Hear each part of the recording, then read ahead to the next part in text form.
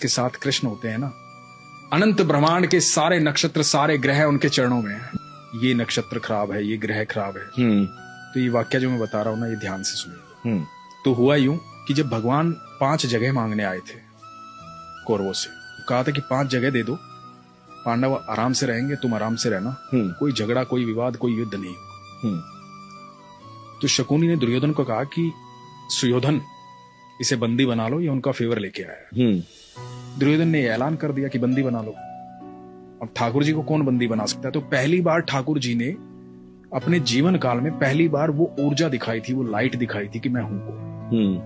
अब उसके बाद कृष्ण वहां से चले गए कह करके कि अब युद्ध होगा। और धृतराष्ट्र ने राज ज्योतिषी को बुलाया ये जानने के लिए कि क्या होना चाहिए, क्योंकि उन दिनों एस्ट्रोलॉजी बिल्कुल, और आप सोचिए उस समय कितने प्रखंड पंडित होते होंगे, प्रखंड बहुत, मतलब बहुत ग्रह नक्षत्रों की दशाएं कैसे बता देते होंगे। बिल्कुल बिल्कुल। तो राज ज्योतिषी को बुलाया, राज ज्योतिषी से पूछा कि क्या करना चाहिए बताओ। तो राज ज्योतिषी ने कहा कि महाराज, सुयोधन की कुंडली में राजयोग, कोई हरा ही नहीं पाएगा, निश्चित तौर पर विजयी होंगे, निश्चित तौर पर राजा बनेंगे, आप युद्ध करो। और सिर्फ इस बात पर युद्ध का ऐलान हुआ और युद्ध शुरू हुआ।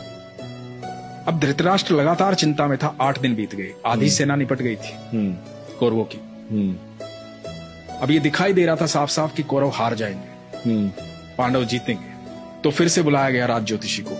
धृतराष्ट्र बैठे हुए हैं, महात्मा विदुर बैठे हुए हैं, और राज ज्योतिषी को पूछा गया कि भाई ये क्या हो रहा है? तो कह रहा था कि सुयोधन राजा बनेंगे। अब तो 8 दिन बीत गए, आधी से ज्यादा सेना निपट चुकी है हमारी। तो पता है राज ज्योतिषी ने क्या कहा था? कि वहां कोई है जिसने नक्षत्रों की दिशाएं बदल डाली, कोई है जो समय और परिधि से परे है, कोई है वहां। तो विदुर ने कहा था कृष्ण है वहां। ये बहुत कम लोग जानते हैं। हम जब भी मंदिर जाते हैं, भगवान के सामने जाते हैं, तो हम भगवान के सामने नतमस्तक होते हैं। इसके 2 कारण बताता हूं मैं आपको। हम भगवान के सामने नतमस्तक क्यों होते हैं, अपना सर क्यों झुकाते हैं भगवान के चरणों? जब हम भगवान के चरणों में अपना सर झुकाते हैं ना, नतमस्तक हो जाते हैं, तो जितना बोझ हमारे इस मस्तिष्क में होता है ना, जितनी दुविधाएं चल रही होती है, सारी दुविधाएं भगवान के चरणों में गिर जाती हैं और भगवान रोंद देते हैं। और जैसे ही आप नतमस्तक होकर के उठते हैं ना, तो आपको एक अद्भुत सुकून की प्राप्ति होती है। और ये क्रिया आप लगातार करते रहते तो आपके जीवन में दुख नहीं आता, क्योंकि आप भगवान के सानिध्य में रहते हैं। क्योंकि दुख की एक खासियत होती है, दुख बड़ा भोला भाला होता है। दुख जब भी आता है ईश्वर को साथ लेके आता है।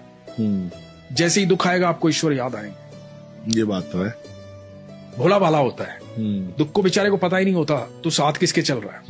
वो ईश्वर को साथ लेके आता है। उस वक्त में जो व्यक्ति ईश्वर को देखता है, उसके लिए दुख हमेशा के लिए गायब हो जाता है, और जो दुख को देखता है उसके लिए ईश्वर हमेशा के लिए चले जाते हैं। ये आप पर निर्भर करता है कि आप चुनते क्या, दुख और ईश्वर।